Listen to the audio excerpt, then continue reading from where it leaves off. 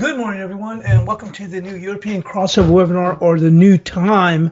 Yeah, I usually like to listen to it on. I was telling Steve, and they usually listen to it on my alternate computer, just so that we don't have any audio issues or anything like that. But I actually deleted my link, so hopefully I'll get another one a little bit later on today. But hopefully, audio, I believe, yeah, audio set looks. I'm looking on the meter on the other monitor, and everything looks good on there. So once again, welcome to the new start time here for the European crossover webinar. And let me move this out of the way.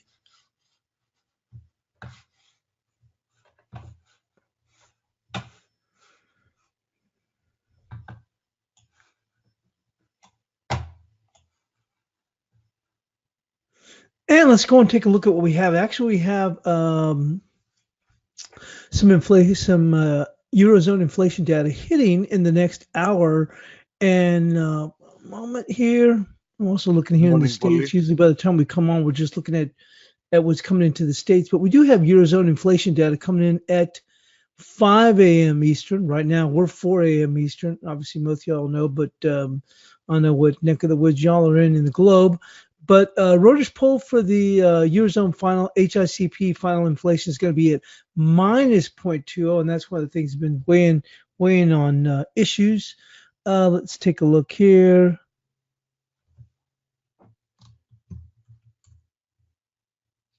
Hang on a moment.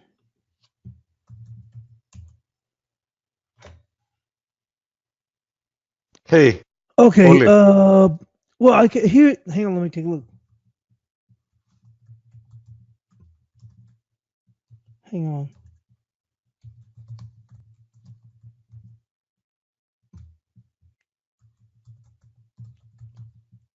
Hang on one moment. Let me look at something here real quick. I think Steve mentioned, but I didn't see. Let me take a look at something real quick here.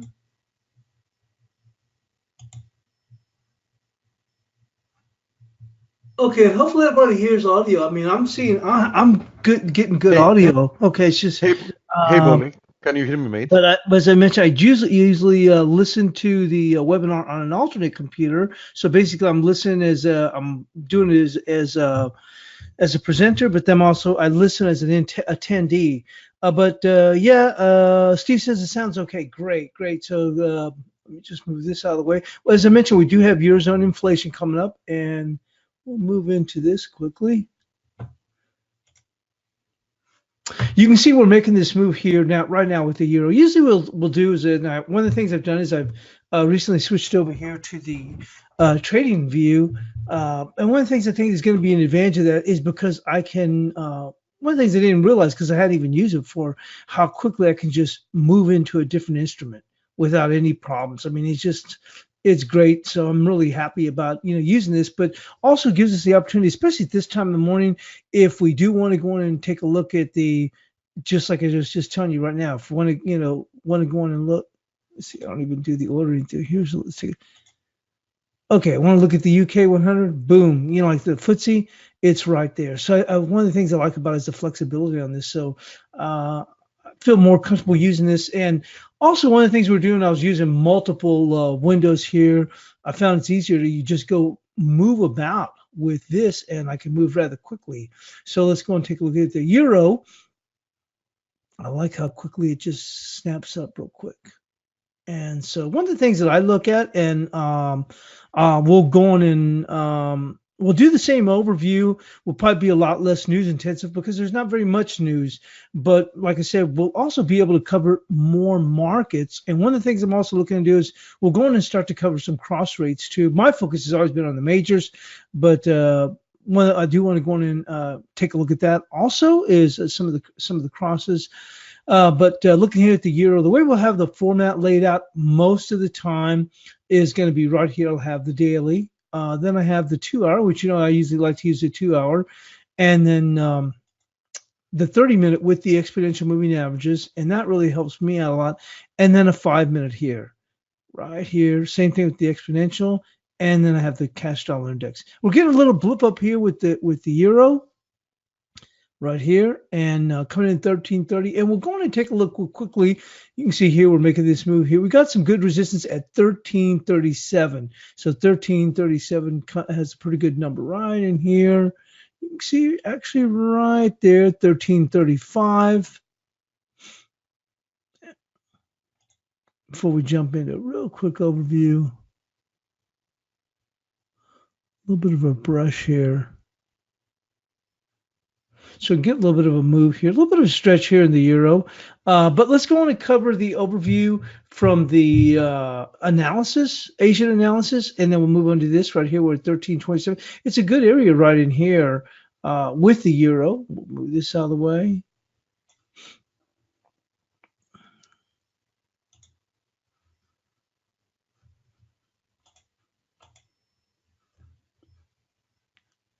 Okay, I put on here the euro dollar break of 1309 and the 2-hour opens the door for an initial test of 1234 going into the FOMC.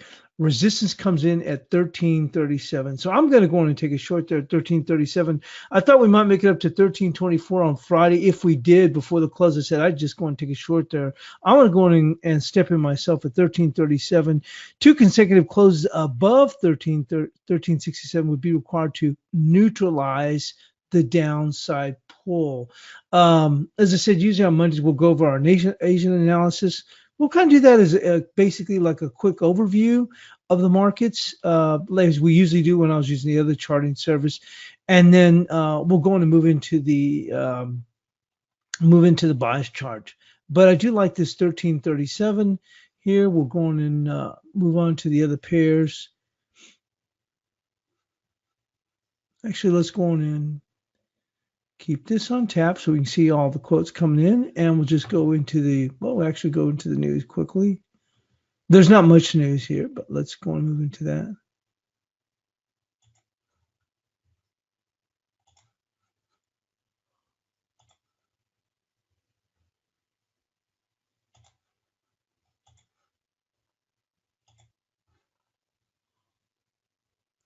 Okay, the Australian dollars and New Zealand dollars on defensive, and bonds get budget boosted. The Australian New Zealand dollars were put on the defensive on Monday by worries about the slowing growth in China and globally, while a rapidly improving budget position. And as mentioned, we're not going to be too. There's not a whole lot of news at this time, but we're probably going to start to diverge a bit more from the news, and just we're going to be able to cover additional markets. Any comments on that towards what you'd like to see also will be great. So we're just going to kind of, as we shift into this new medium, we'll still touch a little bit on the news. We do get some Aussie news. There's some Japanese news too, but I didn't copy that out, but we'll get to that, and then whatever's on tap for the day ahead, and then we'll just move right into the technicals. Of course, like I said, it's Monday. We're doing our Asian analysis, so it'll take us a little bit of time. Both have been sideswiped by disappointing Chinese economic data, which has rippled through the markets globally, sending stocks sharply lower. There's better news for the Australian bond market after the government more than halved its budget deficit forecast.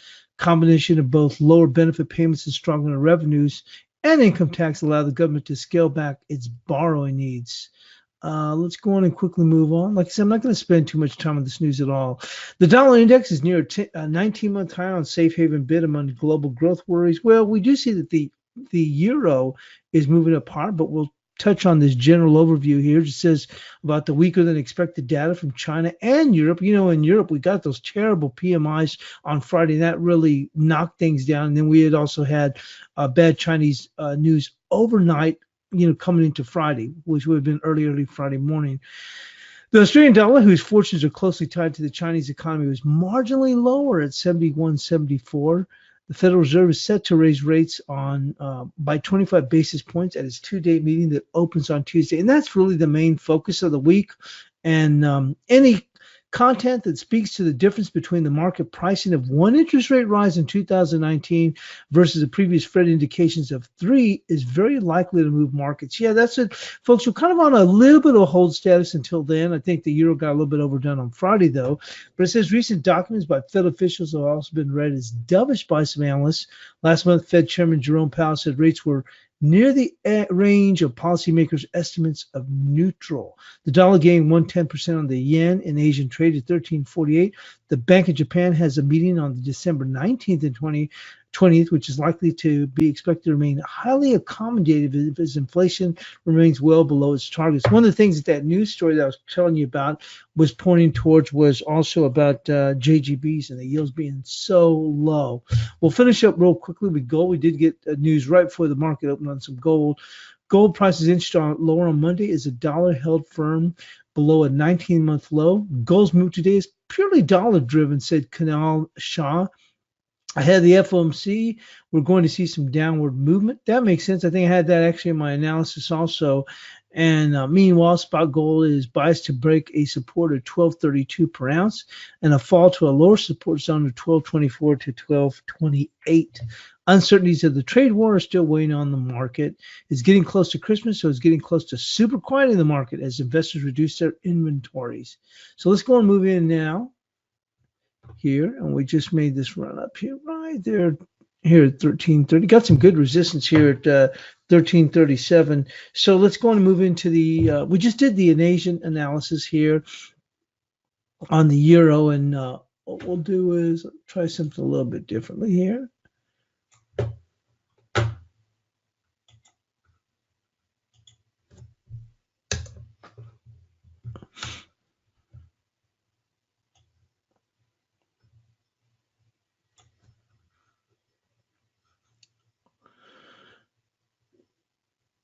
So as I mentioned here on the Asia analysis, said euro dollar breaking the 1309 on the 2-hour opens the door for initial test of 1234 going into the FOMC.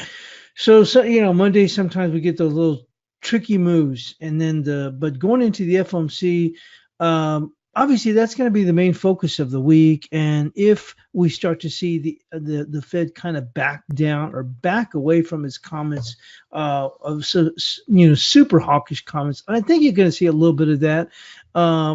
The euro's coming back for that pretty oversold move on Friday, but we also still have, as I mentioned, the backdraft of those weak European PMIs, and those are continuing to weigh. I was reading, I don't know if it was UBS, they're looking for 1190, and I know that Amanda's been talking about 1170.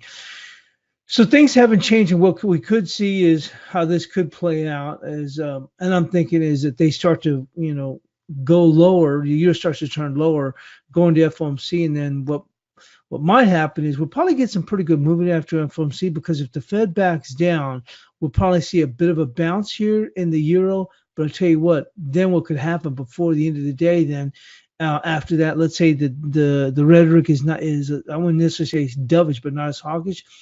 You could see the euro end up going right back down again. So at the end of the day, they may say, well, the Fed's less hawkish, but at the end of the day, the eurozone is still in a very weak situation, and the Fed's still raising rates, and we still have this divergence. And so what you could see is this move lower in the euro, then post FOMC that afternoon a rally, only to see the euro turn around and come back down. And then we may eventually see Amanda's 1170.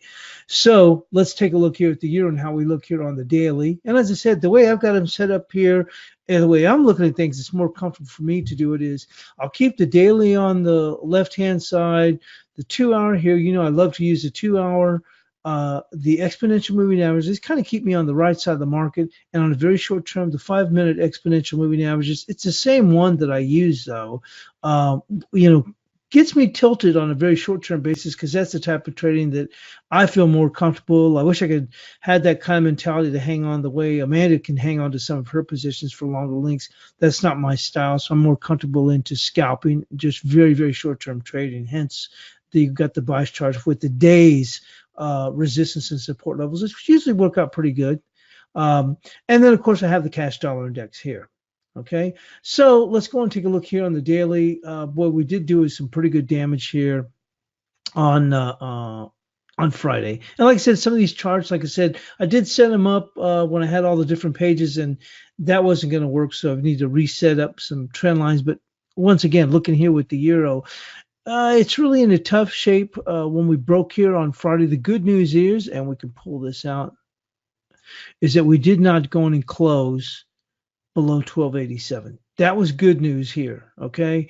But the door is certainly open for us to go and move lower and get beyond 112. For right now, we'll get ready when we get into FOMC time, but for right now, that's the main focus. Is we did get some positive news as we were not able to close below 1286. Let's go and move back in here.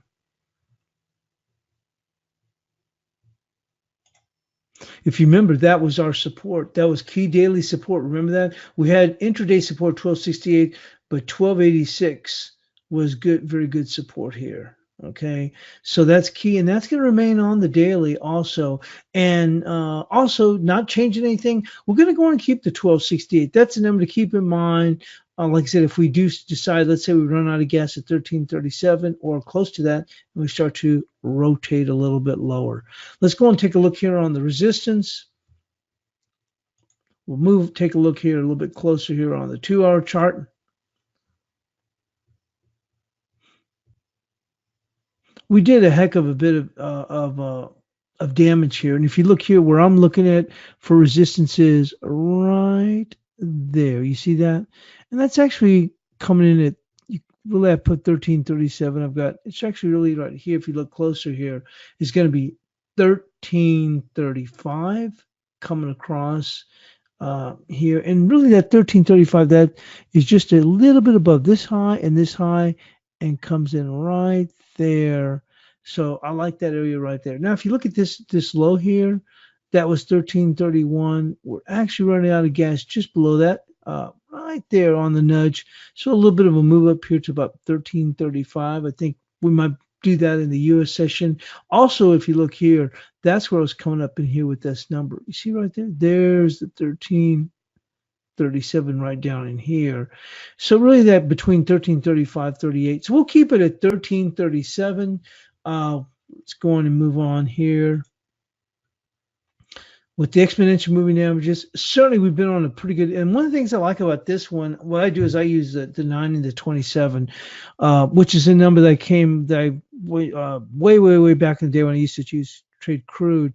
That's why I did a lot of work on this, and I felt really comfortable using that. You can see it works very nicely. It puts you on the right side of the market. One of the reasons I've gone towards refocusing on exponential moving averages is because these moves, what we do see is, I can remember back in the day when you'd see FX moves last for a while, and you just don't see that. I'm always talking about the 3 steps forward, 2 steps, 1 step back, or even 2 steps back. So this exponential keeps me on the right side for a very short-term move. I guess you'd call for just a few days, but you can see how quickly it readjusts. So if you look here, buy mode, buy mode, buy mode, we get the sell signal right here. And look, even though the market rallied back up, you're going to sell as we start to test this moving average. You can see here, if we back this up, you see how we never got above it? We kissed it a few times, but it remained in that sell mode. And you see right here, and then here we finally flip to the buy side, and look how it holds it so nicely. So that's what I'm saying. I like to use that here. I found it looks really well on the 30-minute, and then also I use it for the 5-minute for very, very short-term trading. We start to see the moves. See, it works pretty good on the cable too. I haven't traded cable in quite a while, but just so you get an idea of what we're doing here.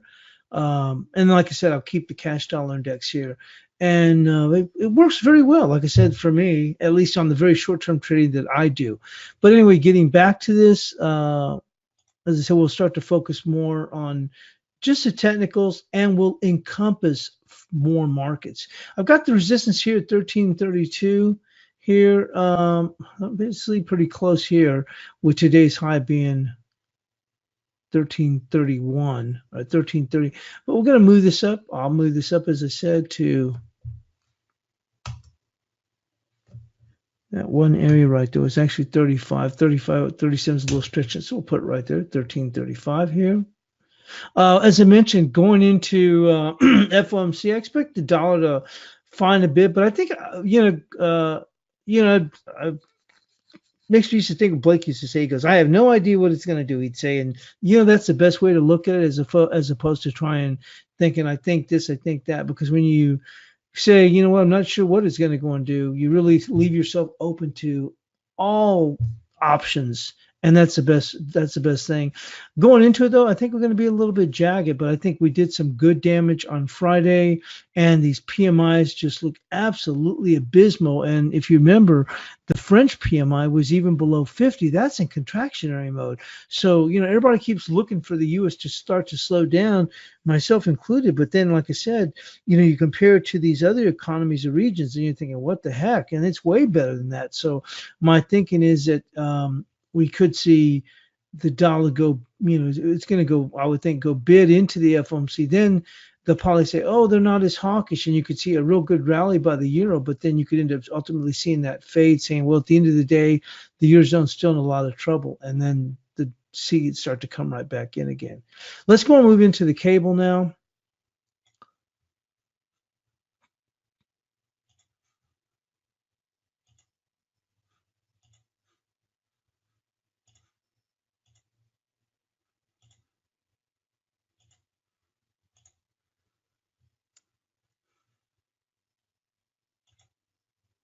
I like how easy this thing is just to go move around. Let's go move into the ForexAnalytix. Hey guys.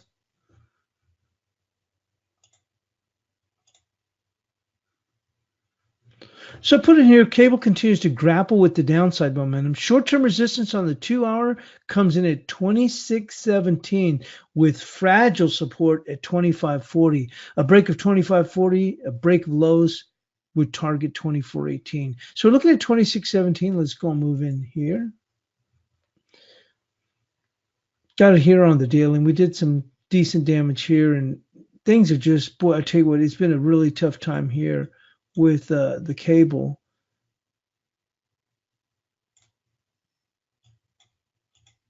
Let's see. There we go. So let's go and take a look here. And we have resistance coming in. I've got it here is kind of coming at 26.17. Let's take a look here on the 2-hour chart.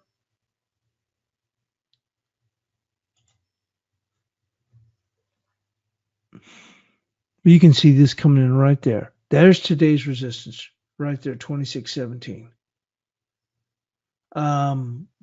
This market is being beat up so badly, and I haven't even taken a look at it as far as trying to trade it myself. Although Mand has been all over on top of this, but you can see coming in right there, 26.17. I mean, you can make the case right here, 26.33, but for right now, I think it moves towards that. They're probably going at least initially try and fade that. So we got 26.17. Let's go and move into the bias chart.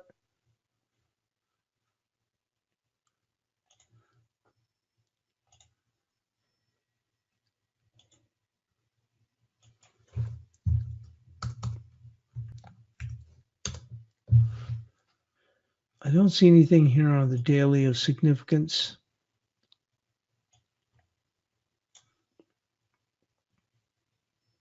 That's a long ways off.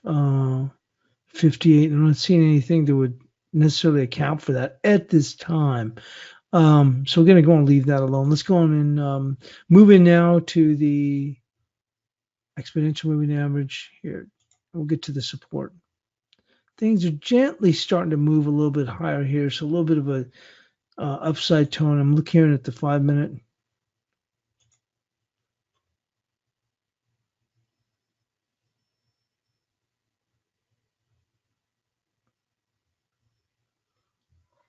So let's go on and take a look here on the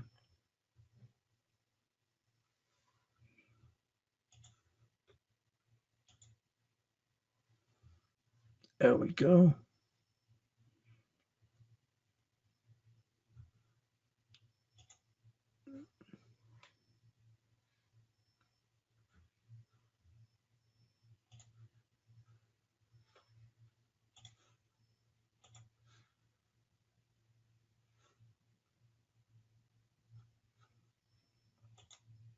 There we go.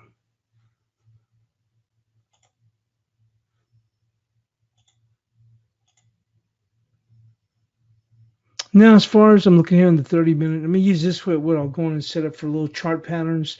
On the 30-minute, though,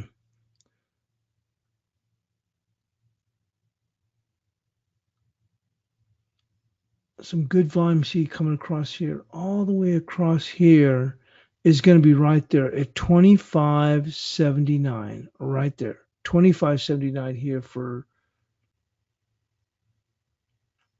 support.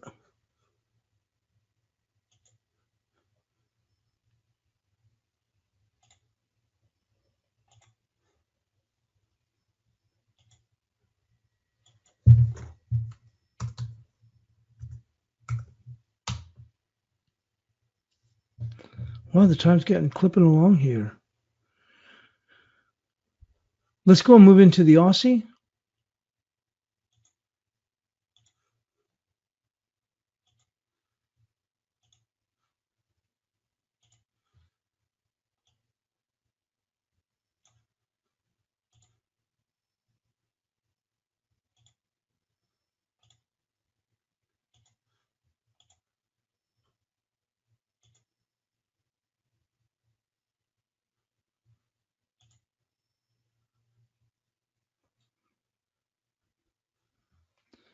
I guess I didn't save my drawings because I did have the drawings here. That's odd. Hang on.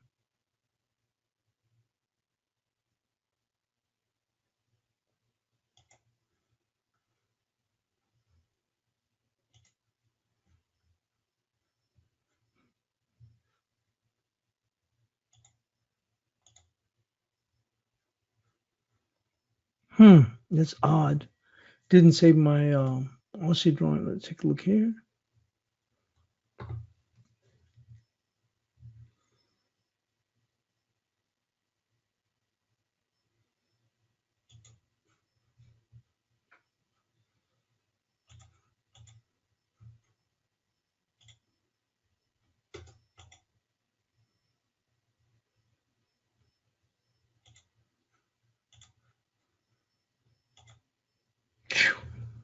Good gracious. It did save it. Okay, there we go. So let's go and here move back into the Aussie. It says the Aussie has suffered sustained damage from its post G20 highs. Global equities and China growth concerns have flipped the positive outlook.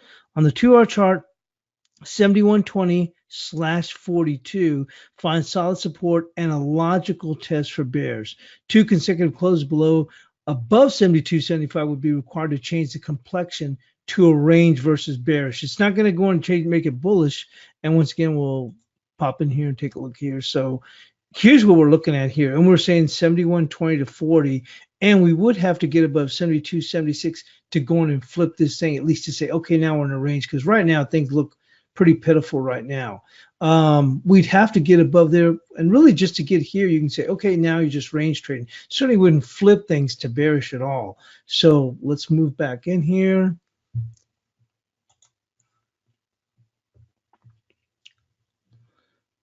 Market's still holding up relatively well, but relatively well if you consider, look how far it's fallen. So we're going to go with this range right in here. I said we can always go all the way down to 20, so between 20 and 40, but we'll go right here with 71.40 for support.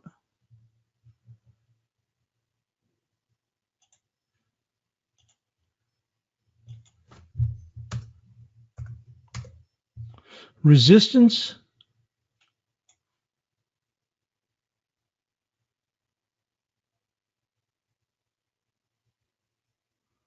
It's going to be right there. 72.13, which isn't that far away, but that's going to be resistance 72.13. You can make the case. Actually comes in a little bit stronger here if they're able to stretch it. I'm not so sure they can, unless the dollar takes a little bit of a swoon. It's going to be 72.19. You can see this coming right across. Let's go on and focus on this a little bit better. See all these touches coming in right there. Really a lot of volume closes at that point too. So it's going to be 72.19 on the upside.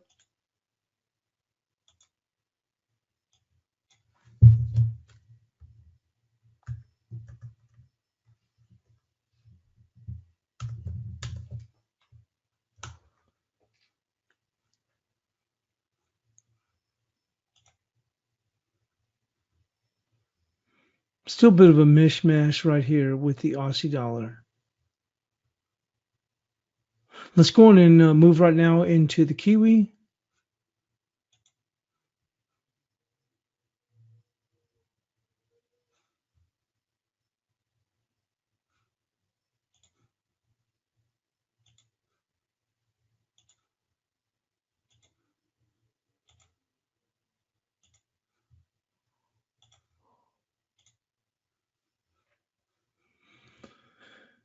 Now the Kiwi after this pullback, to me, I see it just kind of a mixed bag now here. We've been looking, remember, at the 68.45, and it was key that it lost 68.45. I remember, as I told you, I kind of consolidate everything into the one space in here, so I lost some of the drawings here, and that's okay. I'll be able to get them set up. But I remember the importance of the 68.45, and we said, hey, look, if it breaks beyond the 68, and there it is coming across 68.45, really going to open the door for them to test and pull lower. Certainly, that's exactly where they went to. And right now, what do you think resistance is going to be? Well, that was that huge support level, 68.45. So that's going to be our resistance here on the Kiwi.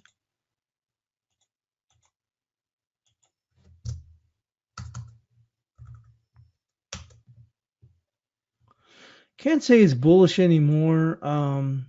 At best, we'll go with range. We're going to go from one extreme to another, from bullish to bearish. Now, as far as support here with the Kiwi,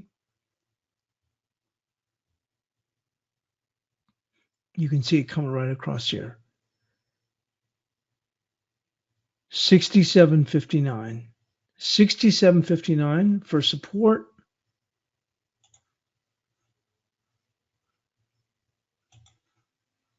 I don't know why that thing switched back. There we go. Oh, okay. I know what happened. There we go.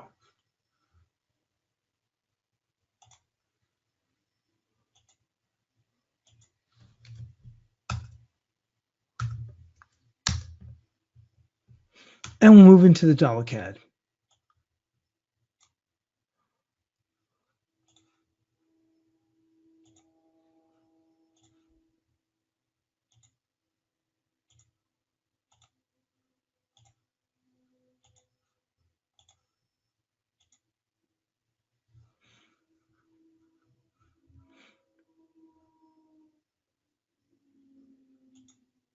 Believe it or not, we're starting to run out of time. Not that much, not with necessarily press for time, but and I guess looking at, like I said, as we get to go, oh, look at this, and this is great too here.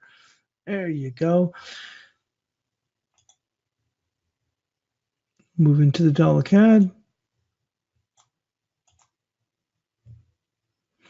Okay, the weekly close continues to maintain the upside momentum. Daily chart allowed a pullback from Monday's high, but offers a week's low were gladly absorbed. Support on the 2H comes in at 33.28 with resistance at 34.14. Now, I'm going to reread this again. I went through it rather fast. Weekly close, the weekly close continues to maintain the upside momentum. And I'll tell you why this is important here. Last week, early last week, I got short. But one of the things I'd mentioned to people before or at the time afterwards that were looking, hey, this thing's it's now going to turn around because Cru's doing this, Cru's doing that, is when I looked here and this one, remember we had that really bad close, 2 Fridays ago. Remember NFP, employment, blah, blah, blah. But at the end of the day, we still closed higher. At the time, this is last week. So we still closed higher. And that's what I was telling people, like, hey, wait a minute, before we jump the gun, here's that weekly. We still closed above. Not only did we close above the prior week, we've taken out all this area here. So we still close, even though, remember how much it backed off, remember? And it ended up closing that Friday. Remember, it was low as, what was it, 32.56 or 50. Actually, I bought myself, it was at 56 or 50, no, 58. But I was trying to buy on the dip down, and I think it got as low as 52 or something like that. It came back smartly. It finished up the week, finished up that Friday like at 33.20 or something. Didn't quite make it to the 33.43, but the weekly close was way better. And that's what I was telling people, is that, hey, look, it's still got its upside momentum. So I was happy to get the heck out of Dodge on my short and make a few nickels. But once again, we're still holding up here, and it's not giving up the ghost at this time. Certainly not doing that at all. And we'll take a quick look here.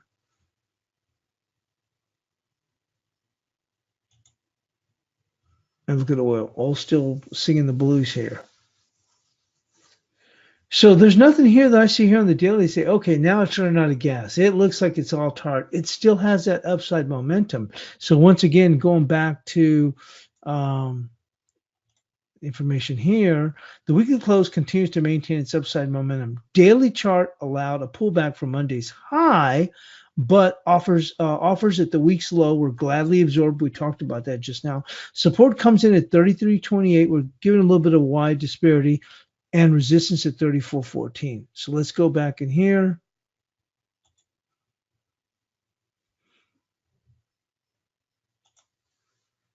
And here we are. There's the 34.14, folks, right there. And there's nothing even here to even suggest it when you look at it to say, wow, it looks like it's running out of gas. I'm not saying it's not going to pull back, and it may in time, and here's the 33.28.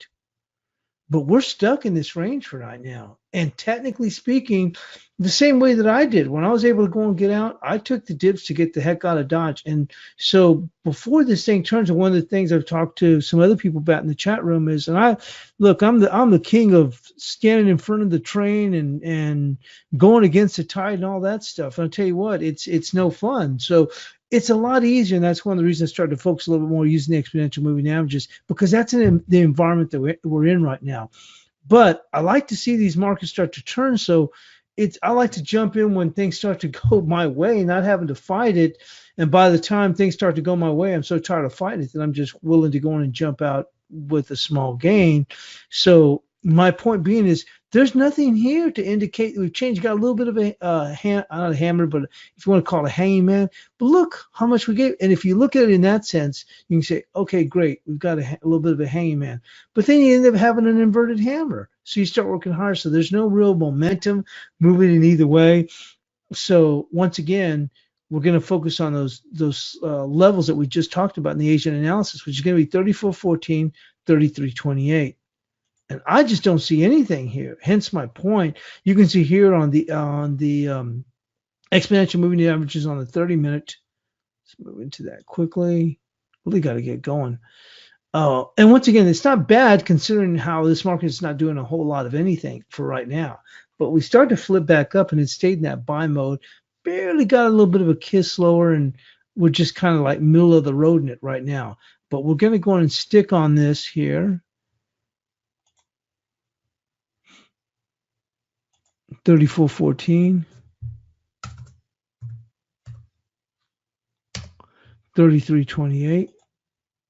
Here's that 43 I talked about. It was so key on the daily.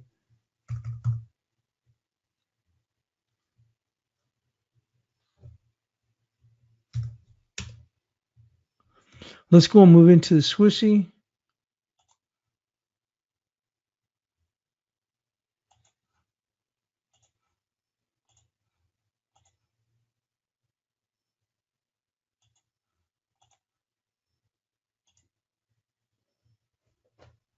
Well, we're starting to see this dollar Swiss turn a bit. And look here on the exponential. Look here on the 5-minute. You got the crossover well here. Okay, so it moves a little bit faster, obviously, because it's a 5-minute. But you are, look at this here on the 30-minute on the exponential moving averages. After a pretty good buy, look at this. We finally got a little bit of a sale signal here. And you can see here that on the 30-minute, look at these long-legged dojis. Finally, we start to see a little bit of a turn.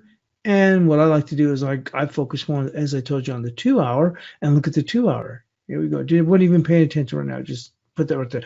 Look at how we have this gravestone doji followed by, kind of like it's almost quite a medium-legged doji. And look, another gravestone doji. So you could tell this market was ready to turn. And this is a way that I focused on short-term trading. But I tell you what, it's, some of these moves that don't even last that long. But one of the reasons I started going back to using exponential moving averages. So you see after this pretty good run back up here, see a gravestone doji, a little bit of a long-legged doji. Remember, it's not quite not medium-legged. It's not even quite barely medium-legged doji. But generally what that means here is and this wick isn't that long, but bulls don't have control, bears don't have control, but what's been the primary direction this way? So generally you see a pullback, okay? And this was followed after gravestone doji. So you can see this market is ready to roll. Okay, so, okay, good. It's on 2 hour. So do I see anything happening on a 30-minute? I look on here. Well, we're just hanging around here, but on the 5-minute exponential moving averages, look right here. Finally, this momentum finally starts to turn. And I'm already seeing a gravestone doji, so you can just go with this. And like I said, I'm finding for me on my short-term trading, the exponential moving averages are working better for me. And I look for those setups. So what I do is I look for, people talk about confluences. Well, these are my confluences. I like looking at the 2-hour chart because you get a little bit quicker move than the 4-hour chart. Okay, you can always flip it to 4 if you want, but you can see here, the market already had a pretty good run back. It's run out of gas. I'm seeing some little formations here. And as I told you, oh, what the heck just happened? Oh, God. Huh. Oh, wait. Okay. Hang on. There we go. I clicked on some button. But anyway, so as I told you, you can see here, then we start to see the momentum quickly change here on the 5-minute. On the 30-minute, I'll use this on this one chart here. I'll use these for little setups that I might see as far as, patterns. Okay. But yeah, you can see how this works out. That worked out very well as far as I'm talking about. If you want to look at the way these markets are moved, the moves don't last very long. Before you know, you're like, oh my goodness, if I'd have seen that. So this is the way I've tried and pair it together on a very short-term basis. So when we're getting back to where we're at, where are we going to look for resistance? It's going to be right there, 99.76. You can see it coming across here. We'll open this up right there, 99.76. Support, short-term basis, that might be a little bit too soon, 99.53. Especially since the momentum's changing a bit. We'll call it 99.40. 99.40 and 99.76.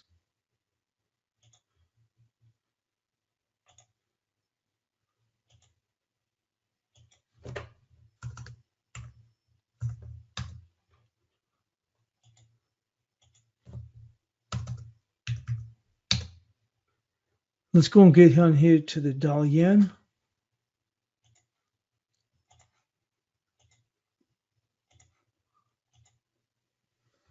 This is going nowhere fast. Okay. We did see the crossover. You can see here in the 5-minute. Okay. You could make the case on this 30-minute. You got a little bit of a short little legged doji here. We do finally start to see momentum change on the 5-minute. So it's interesting because on the 30-minute, it's just now starting to generate a sell signal. But if you look here, you had a sell signal come in right here. So let's go and move into the Asian analysis.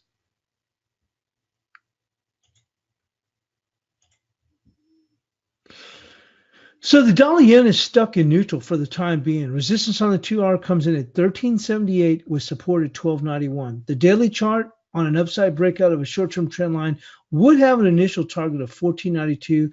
Wednesday's FOMC should provide resolution. So as I said, we're looking at 13.78 and 12.91. Seems a little bit spaced, further apart, but we're just in a market that's kind of somewhat stuck in neutral. Now, looking at the daily chart, here's what I'm talking about here is if we break up here, it really opens the door for us to move much higher. And there's the 1498 right here. I apologize being right there, 1492.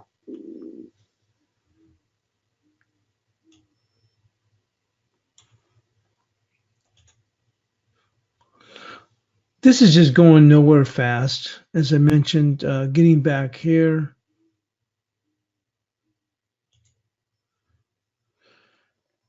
Resistance on the 2-hour comes in 13.78 and 12.91. Now, let's go and do this here, and we'll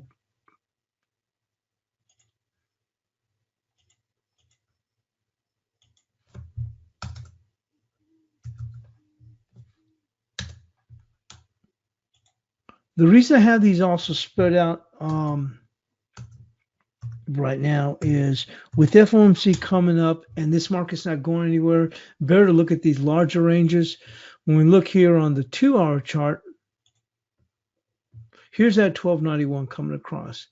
Now, if we're looking at the 30-minute and here's the 1378 thing, well, God, that's just a wide, very wide area. But this market, as I mentioned before, is going nowhere fast. If you look at it here on the 30-minute, we've already, and you can see here, we've just now started generating a sell signal, but look how long that 5-minute sell signal has been in place since 1347. We're at 35. And this market has taken a long time to go, as I said, nowhere fast. On the 30-minute, we did go on and see here a few gravestone dojis, but in this sense, it's like looking at a market where you're trying to see something where really there may not be anything. Where you try, and what I mean by that is where you're just trying to force something. You go, well, it looks like it's going to break. And if you look at this, you're thinking, okay, gravestone doji, gravestone doji, now it's going to break. And you think, look on here, and what it breaks like what, 5 pips? So that's what I'm saying. You want to look at a market that's actually moving and not have to sit there. And this is a testament to a market that's going nowhere fast, and why we've got those wide ranges on our bias chart resistance and support. That being said, I did mention about some Japanese news. They did reference that the JGBs, the yield continues to move lower. That may be something, once again, on a little bit longer term basis, is going to keep this dollar yen on the bid for now. But we'll, once again, the main focal point of this week is going to be on Wednesday, obviously with the FOMC.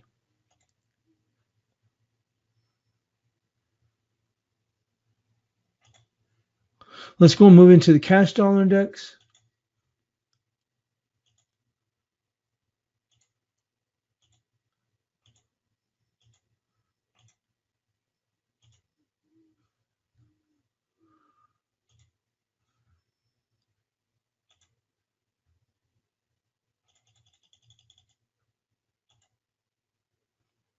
Says the daily close above 97.90 will allow a test of 98.42.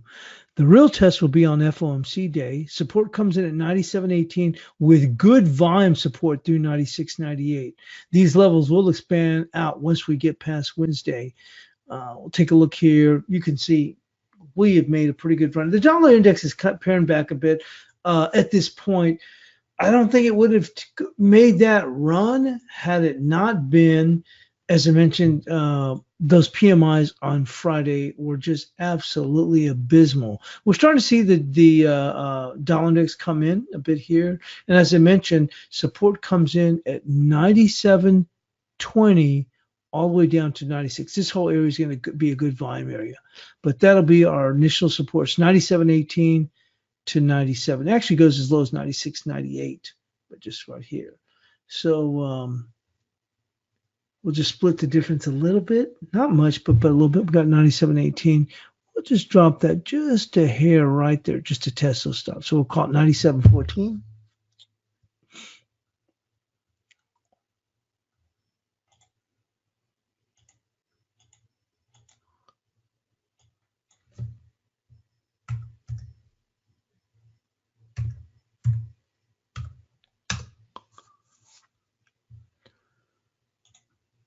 Resistance is going to come in on a very short-term basis.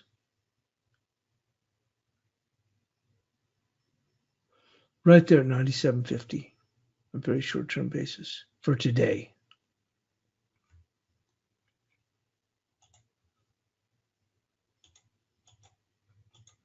Obviously bullish.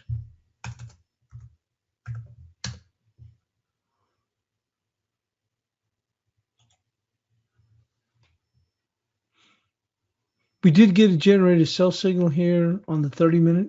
Obviously, the 5-minute much sooner than that at 43. But you can see here, right here on the exponential, things are just gently going into a sell signal here. But like I said, I don't think the dollar would have made this kind of move had it not been for those European PMIs that were absolutely, as I said, abysmal. And don't forget the French PMI have actually gone into contraction mode, which is why I'm thinking is that at the end of the day on Wednesday, you could see the dollar go offer, but by the end of the afternoon could go back to bid or see if the euro does play out that way, come well off its highs. They say, wait a minute. French PMIs are in contraction mode. We see a heck of a fall. The U.S. dollar may start to come back, but how much more is going to come back? So just be aware that that may be the way this thing goes and plays itself out. Let's go move in here. Let's go and move into the XAU.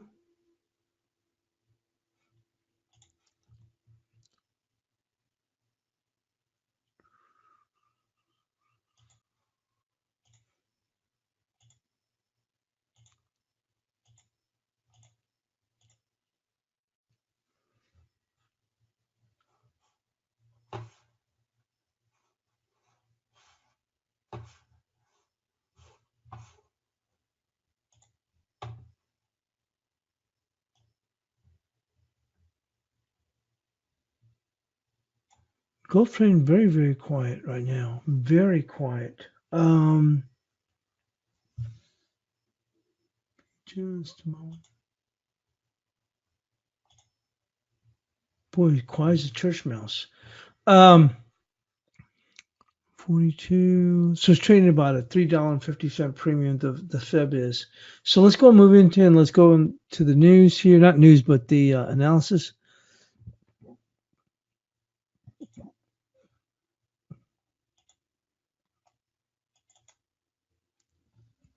So it says gold has lost upside momentum with the strengthening dollar and should remain under pressure until FOMC.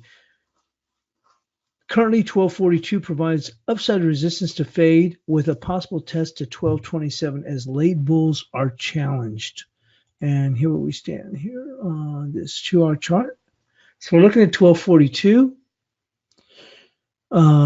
which is about $4 above where we're at right now, looking at the XAU, and potentially a move to 1227 here, right here.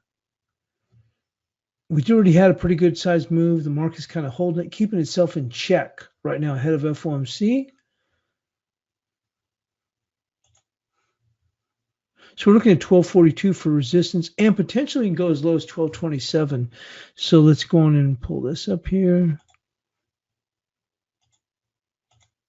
Obviously still bullish, although we have come off.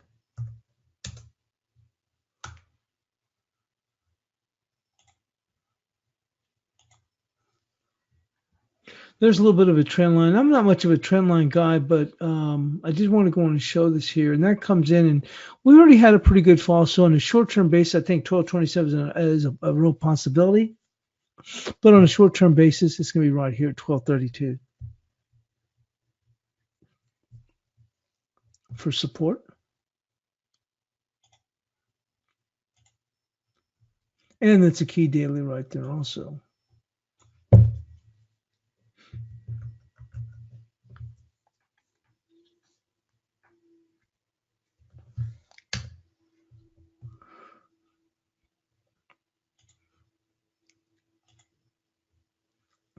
And let's go move into the 30-year bonds.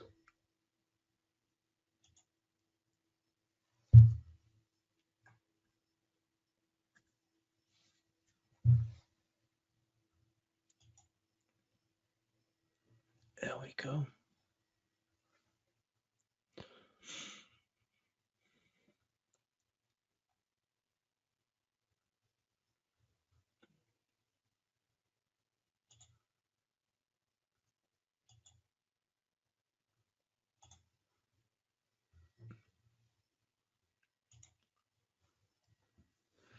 These bonds are really holding up like nobody's business after this mercurial move, and it doesn't want to give up much. But resistance is going to come in right there at 43.08 on the bonds.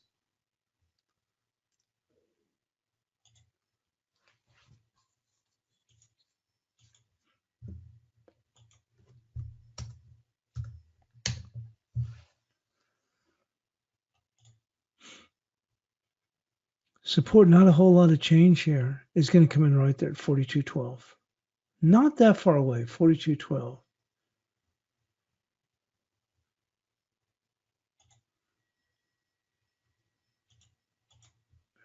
Boy, after so long, remember it was always bearish, bearish, bearish. Now it's back to bullish. And let's go and move into the bunds.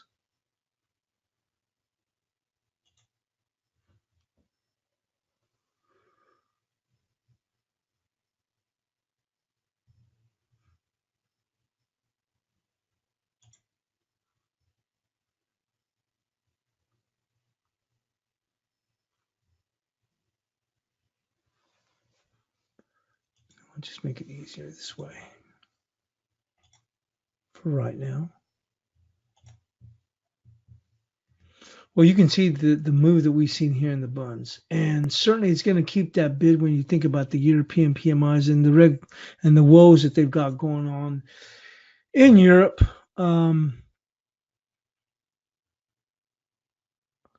As we start the week, you're going to have to give it some more space here, and that's going to come in right there, and that's going to be resistance here at 63.47 right there.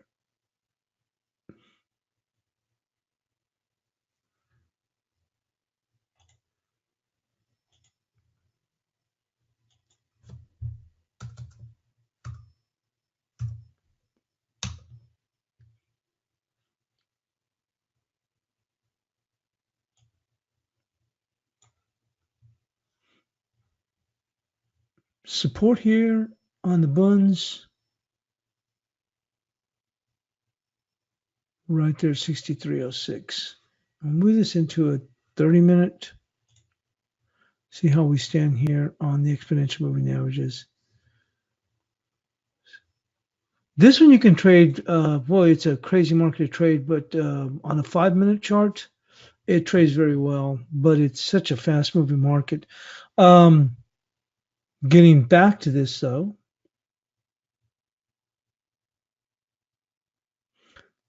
it's going to be right there. We'll call it 63.05. We'll say it's 5. Just right there, 63.05.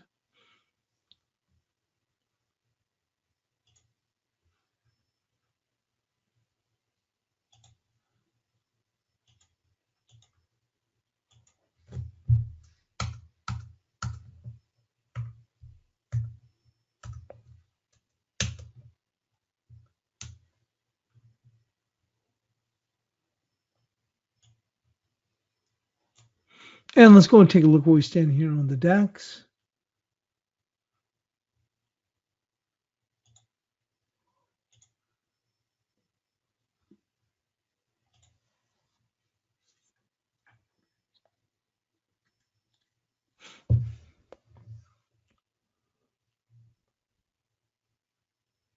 It's going to have a tough time here.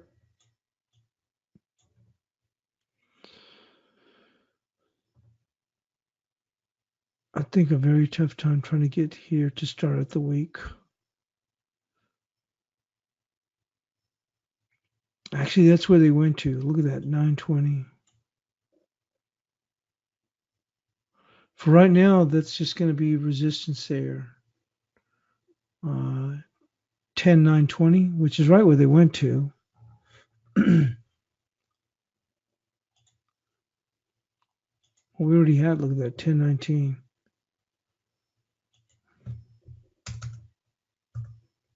So that caught that high there. Support. Short-term basis right there. Right there. 10,791.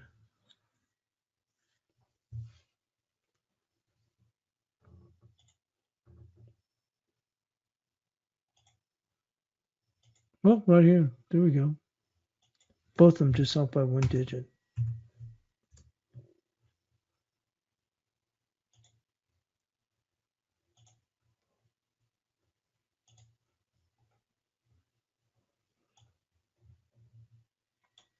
There's the bias chart for today. As I said, we'll start to expand to different other markets, or as opportunities come up or markets are moving fast. But that'll be our resistance and bias chart for today. I'll get that posted in the room.